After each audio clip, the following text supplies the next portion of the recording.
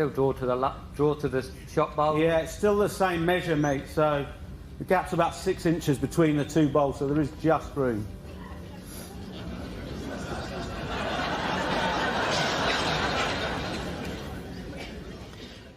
You're not going to get that through there, Nick.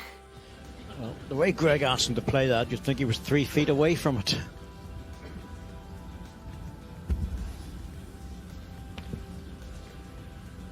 Quality of these guys, you wouldn't expect them to miss either, to be honest. Wait a minute. No. Well, he's very close to splitting the 2 red balls and getting into the jack. That's what the target is. Oh, look at this. Oh, that is ridiculous. Nick. That is just so good. It is ridiculous. Oh. What a ball. Oh. That was outrageous. Play quick, mate. Back your side. Of course it does. Yep.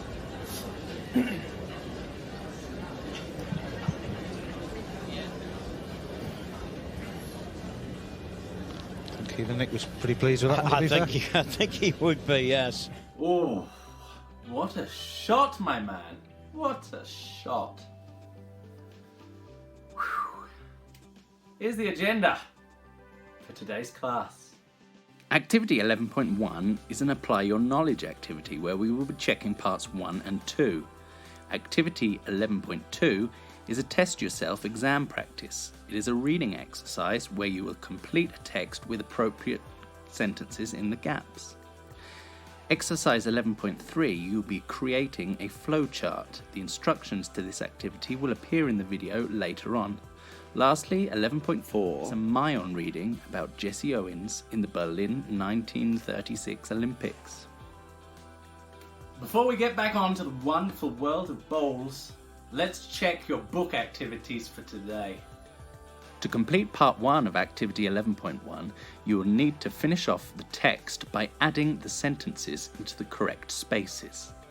In part 2, you will need to adjust the word forms by adding affixes to the words that enter the spaces available.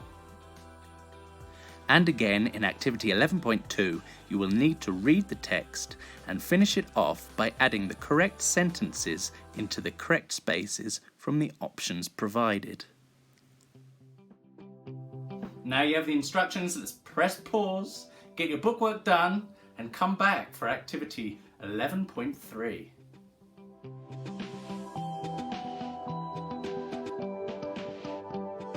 So over the last couple of weeks, we've been looking at modal verbs. What I'd like you to do in activity 11.3 is set out the basic instructions to a lesser known sport using a flow diagram. In case we've already forgotten what a flow diagram looks like, here's an example.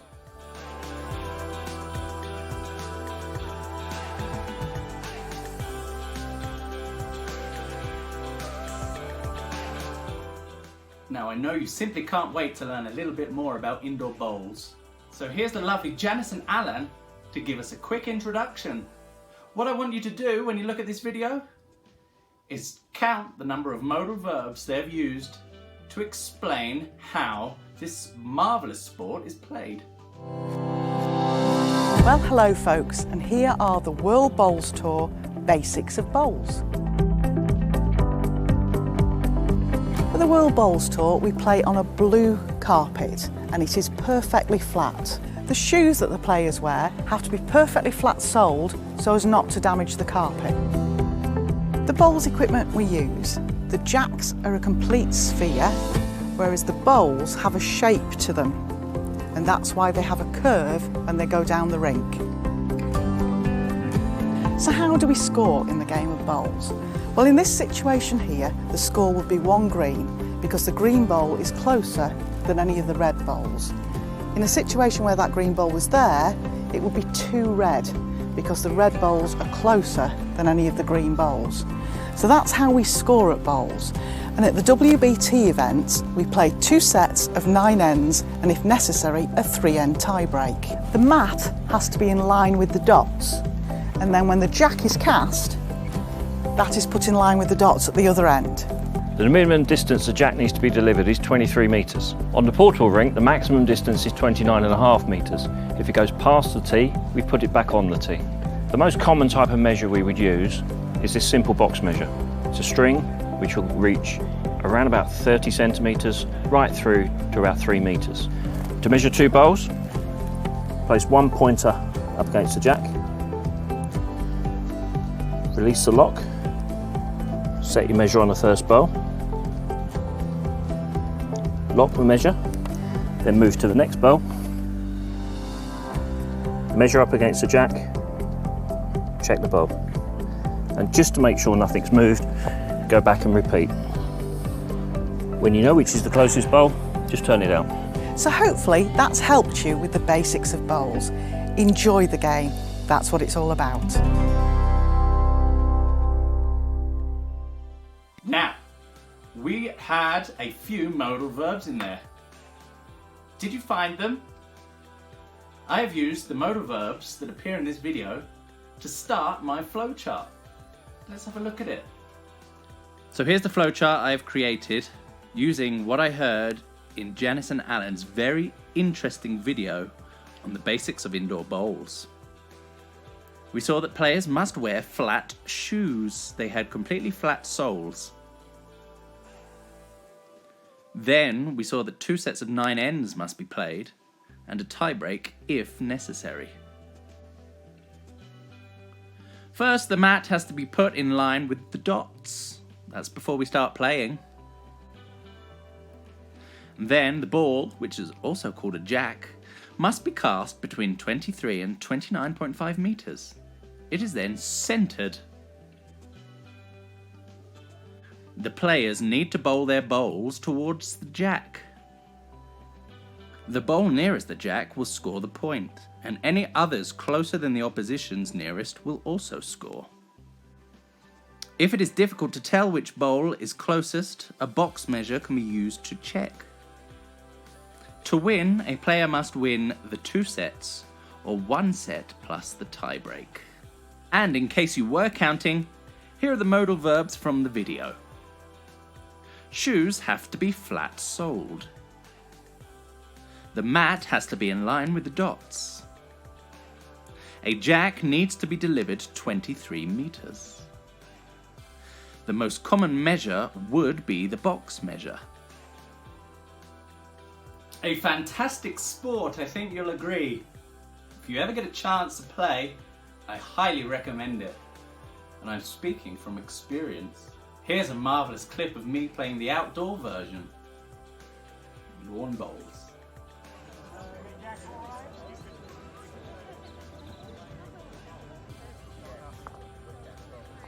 Oh, I was terrible. So now you have all the information that you need to complete your flowchart for a lesser known sport. I'd like you to do a little bit of research for this on the internet and come up with a flowchart for a sport that some of us didn't even know existed. I'm sure you can do a grand job. So get on with it and come back and see me for activity 11.4.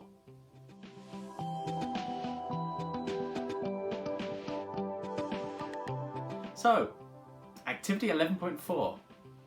In this unit, we've looked at a lot of political topics and we've brushed on sport today. Now it's time to mix the two in a Mayon reading and quiz. Now we are looking at the story of Jesse Owens. You may have heard of him from the Olympics in Berlin. Hitler, using vast propaganda, was ready to show his superior Aryan race to the world. They were going to win everything at the Olympics. But he didn't count on Jesse Owens showing up.